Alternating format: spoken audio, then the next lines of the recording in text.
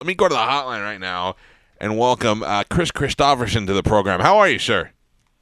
Pretty good. How about you? I'm great. I got to tell you, it's a pleasure to talk to you. I watched an interview that you did with a TV show in Ireland. It seems pretty recent. And the woman was referring to you as a legend, and you seem kind of uncomfortable with that. But, man, a guy that has done as many things as you have in your life, right out of the gate, I got to ask you, is there anything else that you haven't done that you want to do? Well, I don't know if I got time to do it. You got time. What are you, 74 now? Pretty close to 75. Yeah, so you got time. You got I would say, a minimum of 20 years left. I don't know. Seriously, if my memory holds up, I'd like to write a book, maybe a little autobiography, and then maybe even a novel. But I don't know. The only thing I know I'll do for sure when I'm not working on the road is drive my tractor out there. See, where I live. That amazes me because a guy like you that has been so famous for doing so many things for so long, and it's so different to see the way Hollywood treats some people. What people turn into monsters. And Right. There you got a guy like you who, in addition to being talented, is smart, driving your own tractor. Well, it's the only time when nobody can mess with me. Yeah. Or Kris, ask me for an autograph or something. Kris Kristofferson's in town tonight performing at the Tampa Theater. I have to tell you, though, I do feel a little I feel like so much less of a man talking to you. Yeah, absolutely. Yeah, I mean, like, no, I mean, I'm going to be honest. I mean, as we get older in life and the world changes, guys become less of a man. There's metrosexual guys who are putting gel in their hair and all that. But when you look at what Kris Kristofferson has done, starts out in the Army, flying helicopters, then is a Rhodes Scholar, then gets into country music, then gets into acting, and is successful at all of it. I mean, and Right. here I am going, oh, I told fart jokes last hour. Yeah. It didn't all happen easily, you know. No. I was after when I got out of the Army and went to Nashville. It took me about 5 years to make a living at songwriting, and I had to hold down a bunch of jobs. Between that. Why would a guy as smart as you are, that had the talent, and had done the Army and the helicopter, why are you so intent on writing country songs? Is the poet in you and the artist inside of you, is that strong that's what brought you to Nashville? I think so. I just songwriting was something that came from the heart, and the people that I really admired, some of them that I met in Nashville when I was still in the Army. I went there on leave. Was like Johnny Cash. When I shook hands with him, I knew I was going back. Yeah, that's it. You find your home. You find your what now? Okay, now what's the truth to the story? Here you are in Nashville. And Nashville is really weird the way it works music-wise. It's different from the other genres of music. In Nashville, you could survive as a songwriter as well as a performer. You publish your songs, then you hope that somebody famous picks up a song and makes some money for you. So you can go out there and live that kind of life. You fly a helicopter to Johnny Cash's house. Is that true? Oh, yeah. But I already knew John. I'd been his janitor at Columbia Recording right, in the studio. For a couple of years. And but I thought maybe it would make an impression on him if I pitched him a song that way, because he hadn't cut any of mine. He'd been very supportive of my writing. Right. But then I joined the National Guard for a brief time because I found out I was going to be a father again, and although I'd already done my military time, I had 5 years in the Army. I was, for a couple of months, I was in the National Guard, and I was flying a helicopter just on this. You had to fly them for 4 hours a month or something. Right. I figured I'd drop in with a tape and it would make an impression on him. Did anything cross your mind that you also might be met with bullets or anything like that? You're just going to drop in the guy's house?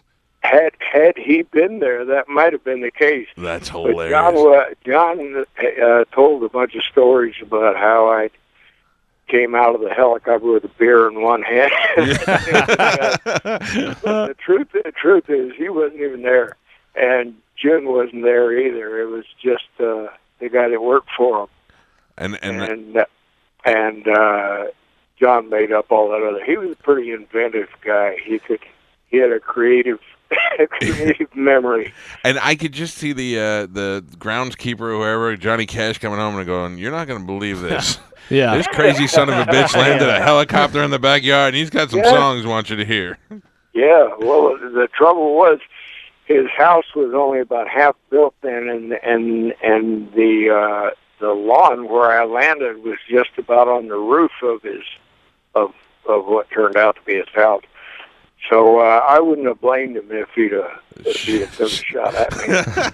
And then, okay, so you got your successful songwriting and music career. Now, I got to tell you, I was born 1971, and I just when I think of you, I think of black and white pictures of you and Barbra Streisand. That's the first thing that comes to my mind when I was a kid. Wow. Yeah. Well,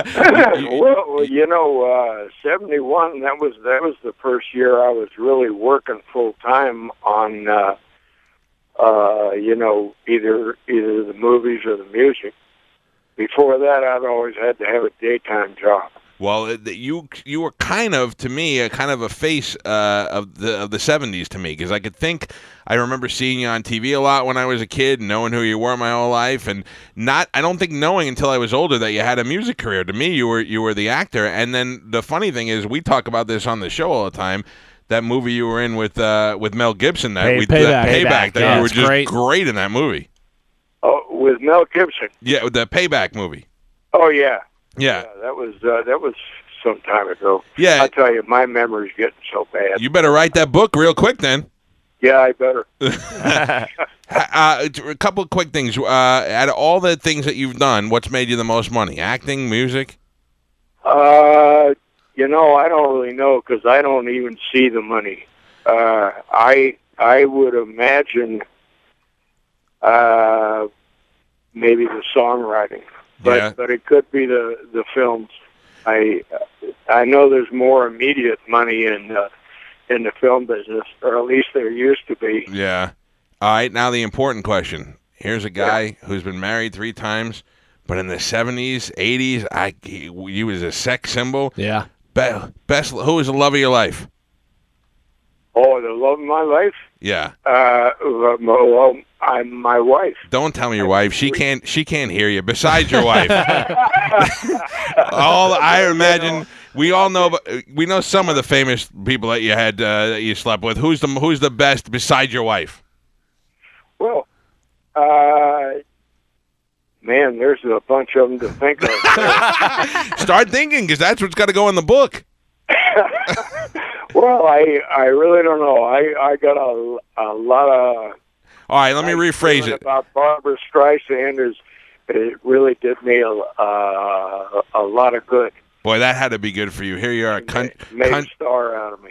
Here you are, a country boy, rough beard looking, singing country music, working your way right into Barbra Streisand. Man, that had to feel great.